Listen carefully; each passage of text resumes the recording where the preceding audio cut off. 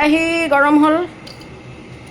আজি চবেইতো মাছ মাংস বনায় ন, বা ময়ো বনাওঁ, চবেই বুলি নহয় ময়ো বনাওঁ। আজি মই মচুৰ দালি কেনেকৈ বনায়, এই দালিটো কেনেকৈ বনায় সেইটো চাম দেই।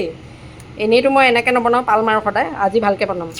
তেজপাত দিলোঁ, শুকান জলকীয়া দিলোঁ।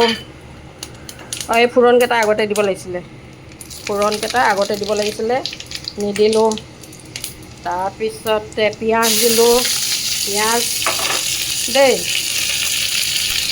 তাৰপিছতে কি দিম, হালধি দিম।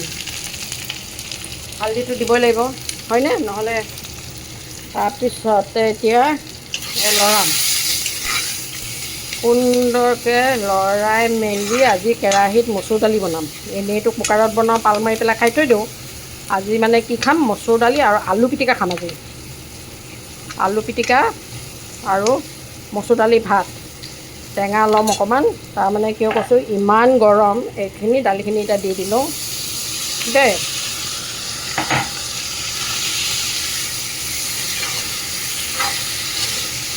দালি দিলোঁ আৰু নিমখ চিমখ দিম ইয়াতে, বেলেগ মছলা একো নিদিওঁ, একোৱেই মছলা নিদিওঁ, অকল নিমখ দিম। কেৰাহীত বইল কৰিছোঁ, বনাম বাছ। এইখন হ'ল মোৰ ভাতৰ থালি। দালি বনাইছিলোঁ যে অকণমান পনীয়াকৈ, বেছি দাঁত দালি বেয়া পাওঁ। ভাত, তাৰপিছতে আকৌ আলু পিটিকা, আচাৰ, গৰমত যথেষ্ট।